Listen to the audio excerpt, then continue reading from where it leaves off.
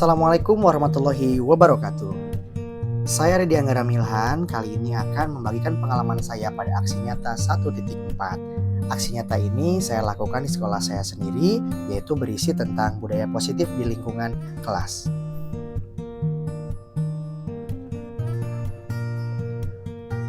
Yang pertama yang saya lakukan adalah identifikasi profil belajar siswa.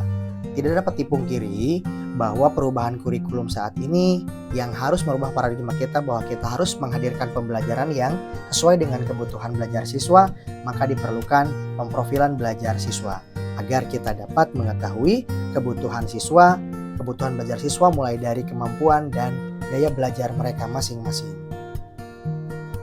Selanjutnya adalah tentang penyusunan kesepakatan kelas. Penyusunan kesepakatan kelas disusun berdasarkan kejujuran siswa dalam menghadapi sebuah masalah, jenis masalahnya, dan solusi yang akan mereka lakukan.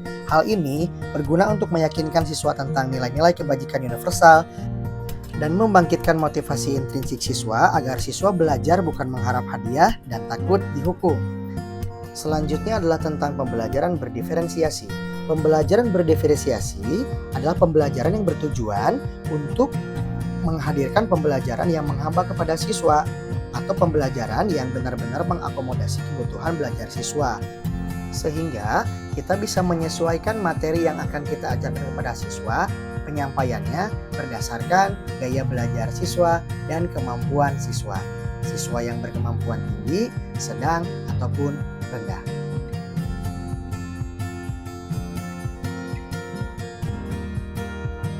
Selanjutnya adalah tentang penerapan segitiga restitusi.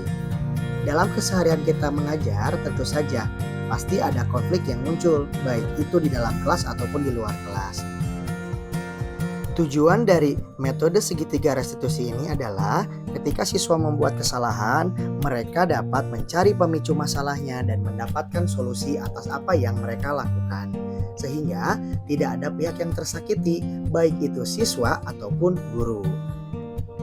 Pada tayangan berikut dapat dilihat saya menempatkan diri sebagai seorang manajer dan sebagai seorang teman agar siswa dapat menemukan pemicu masalahnya dan mendapatkan solusi yang akan mereka lakukan untuk menyelesaikan masalah tersebut. Terus Dayar sama Maulana, apa kabar kalian? Baik. Kira-kira kalian tahu nggak Bapak panggil di sini kenapa? Kenapa pada Coba. main game Kak? Main game. Ya. Dimana kan untuk sikap yang baiknya, yang tidak baiknya silakan dibuang. Kalau misalkan tadi kesalahan kalian buat sekali tidak apa-apa. Itu yang namanya sesuatu wajar. Yang jelas kedepannya kita harus bisa lebih baik lagi. Gitu ya? Mungkin sekarang kedepannya kalian tidak kesalahan sedikit sih ya. Sebenarnya wajar saja ya. Kita sebagai manusia tentu saja bisa melakukan kesalahan. Oke, terima kasih sudah datang ke sini. Silahkan kembali ke kelas dan lanjutkan pelajaran yang lain ya. Terima kasih ya.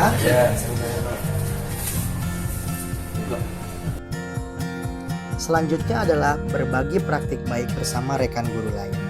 Berbagi praktik baik kepada rekan-rekan guru lain saya lakukan tanpa menjadwalkan secara khusus, mempertimbangkan agar pelayanan prima di sekolah kami tetap berjalan, yaitu tetap mengutamakan hak pembelajaran yang harus didapatkan oleh siswa. Sehingga untuk berbagi praktik baik ini saya lakukan kepada tiap personal atau pada musyawarah guru mata pelajaran yang serumpun di sekolah saya.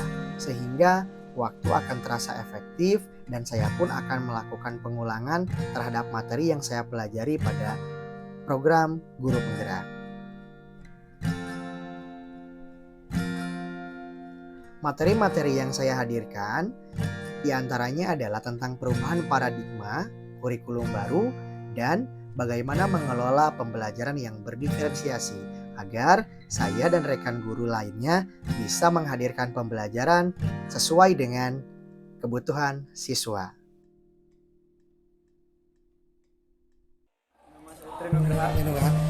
Trinugraha, gimana tadi kesan belajarnya? Senang karena menurut saya dapat melihat grafik dengan lebih jelas dibandingkan dengan di papan tulis. Karena di papan tulis biasanya lebih kurang jelas, tapi kalau di aplikasi tersebut bisa dilihat lebih rapi dan lebih jelas. Samila, gimana perasaan Sasa di pembelajaran tadi? Senang karena belajarnya lebih mudah, lebih gak ribet untuk nyatat, lebih jelas melihat gambarnya dan gak usah nyatet.